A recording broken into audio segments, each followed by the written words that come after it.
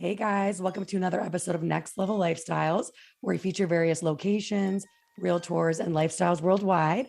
And today we have the pleasure of being with none other than Katie Ladue Gilbert of Kate & Co. at Keller Williams that services the Upper Valley regions of Vermont and New Hampshire. Welcome, Katie. Hi, guys. I'm so excited to be here. So thank you, Alexa, for having me on the show. Oh my gosh, my pleasure. I'm so excited. We're going to chat about your story, your location. Oh my gosh. And before we get into that, I just want to share a little bit more about you with our listeners. So Katie was raised in a tight-knit community in the birthplace of Vermont that she continues to respect and love. Her roots remain in the Upper Valley. She has raised two children, now a senior in high school and a freshman in the same community that helped mold her into a compassionate and respectful human being. She finds joy in waltzing around the kitchen while preparing delicious meals for her family. Her soul is comforted when she's baking or walking the woods. Oh, I feel you, girl. Being active with her children gives her the utmost satisfaction, and I just love that. Some of her most favorite places to be are spectating her children's athletic events, being part of real estate transactions, and unwinding at camp in Maine. She is proudest when her children excel at athletics, when she gets referrals and repeat clients, and when she accomplishes her goals. She continuously takes time to learn new techniques, working on her own personal development, and takes strides to better become at herself within her life and her business. Her success reassures her each and every day that she's doing exactly what she is meant to do. Her family, her team, and the relationships she acquires makes her feel as though she's just truly blessed. And with that, welcome to the show, Katie. Here I am. Yay! So before we get into it, I think we should talk about where we met. Oh, yes, absolutely. So I'm super excited to say that we both came together a few years ago at a REMAX event, which was the top 40 under 40. And that was across regions. And so that's how REMAX had broke it down. And so our region was Canada, most of New England, and then there were a couple of Midwest states as well, Michigan, Indiana.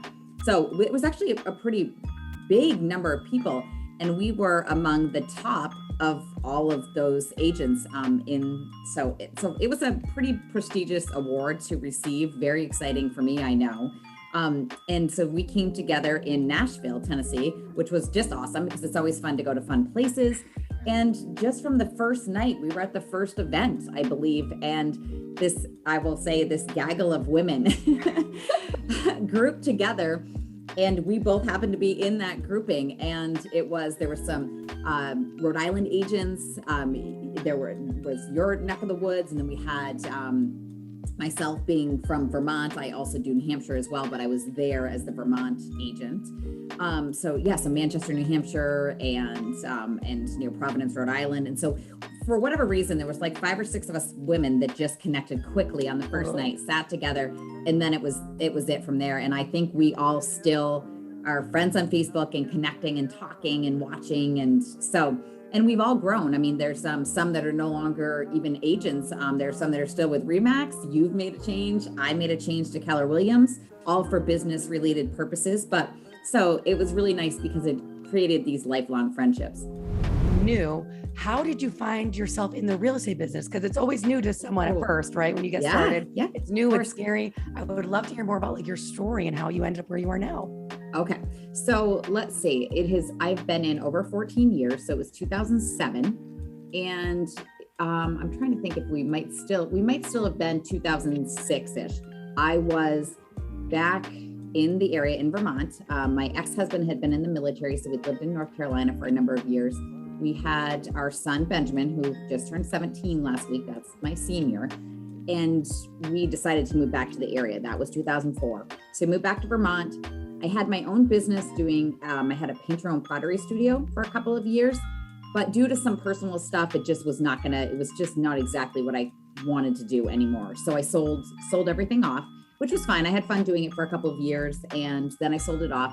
I had gone to college for hospitality management, so I had a restaurant background and had done a lot of consultant work when we were in North Carolina. So I had helped a few different people in this neck of the woods to either beef up their cafes or small restaurants. And I'd helped one particular couple open one. They owned an inn in the town that I live in, which is Windsor, Vermont. And so I'd help them to kind of work to get the cafe up and running. And a local real estate agent who I knew, we actually share a set of aunt and uncle. He's related on the mom's side, I'm related on the dad's side. So I knew him well. He would come in every day, every afternoon for a chocolate chip cookie and a chocolate milk. He did not come in for coffee. He does actually not drink coffee. I don't think he does now. It's funny because he was just calling a few minutes ago. So he actually came in and one day said, I don't think you should be doing this. I think you should become a real estate agent. And that's basically how it started. It was like being headhunted when I wasn't really looking for anything. And I was like, oh, well, I've always had an interest in it. The point is that I've learned that, okay, so I am not yet a millionaire real estate agent, but I will be. Right. And, the steps, go that you first have to, you get to the point where you're putting up the $1 million. It doesn't mean you're making $1 million, but that's the first step. And I believe that, that is next year. That's on next year's goal list. So this year we were really, I set the goal a little bit under that, even though I wanted to set it at $1 million, but I knew realistically that I wanted a goal that we could achieve, but that was risen from the previous year. So we're, we set it at 868.8 is what we wanted to bring in for gross commission for the year. And we are trending towards it. We are not far off. Yes, Katie. This is amazing. Yeah.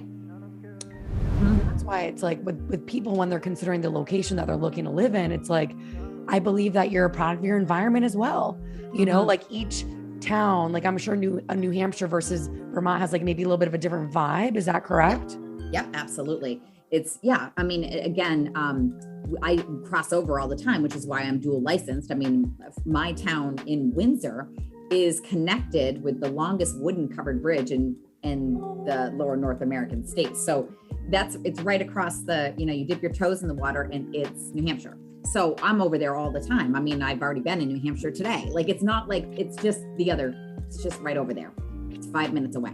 So point being is that, yes, but there is a different culture. Some people do love to be on the New Hampshire side, and that has no income tax, that state. So for some, that's an important factor. It just gets weighed in. And some just, think that it's funny because I think Vermont's a little bit slower living on that side of things. I mean, but when you live where we live, there is no difference. But so, where I am in the Vermont and New Hampshire area is I live in Vermont, and then I have an office in Woodstock, Vermont. And Woodstock is an iconic Vermont town, very touristy, draws a lot of people at this time of year, which we are October 1st today. And so we consider this leaf peeping season. As I look out the window though, the leaves have not started to change all that much. So give it 2 weeks and they're going to look entirely different, but it's such a very short window of gorgeousness that you really have to time it just right, because it just depends on what the weather's been like all summer. So we've been really rainy. So, it could change the colors a bit this year. And so anyways, it's new to us. And I have a full on appreciation every October for how gorgeous it is to live in this area. So, but what people are going to come here for is to see the foliage and to ride around dirt roads where there are gorgeous horse properties, or just big open land spaces that are untouched. We have a lot of areas that are just really super nice. I mean, I still love to go out on a Sunday night, and we call it looking for deer. Oh. I mean, that is what we're doing. We do look for deer, but it's kind of just that chance to just go a little bit slower. And, as a child, my parents used to do this. And whenever we would get on the back roads, the dirt roads, we'd say, can we unbuckle now? Because apparently it was just safer on the dirt roads, but that was allowed. That was the only time we could unbuckle in the car, was when we were on the dirt roads. It's the dumbest thing I've ever heard, but that's what we do. And so when my kids were super little, it was the same thing. They would ask the same question. Can we unbuckle? So I don't know where that comes from, but we still do it every once in a while. And I actually, once in a while, I can get those guys to hop in the car with me and just take a drive. But there's some really nice roads that we can ride around on. In years is because we are right near Dartmouth College, which is the Ivy League college. And so there's just, and that's Hanover, New Hampshire. Hanover, again, another iconic town where people just love to come and walk around and just see all of, we have some beautiful architecture. Just, our towns are old. Windsor, where I live, is the birthplace of Vermont. So we have old homes here. We have old architecture here. And so people like to come and see that. And on top of that, Dartmouth Hitchcock is the local hospital, and their alliances have formed they've really stretched out and grown so much in the last 20 years. And they continue to bring in jobs to this whole region. And in fact, like they're bringing in so many, they're expanding so much that we're just completely short on inventory. And a lot of it has to do with that. I mean, so many of the people that were coming to us in the last 6 months were coming to work at Dartmouth. So we've got a lot of work growth. And so that's what's bringing people here. But those are people that are going to look in these bedroom communities that surround me.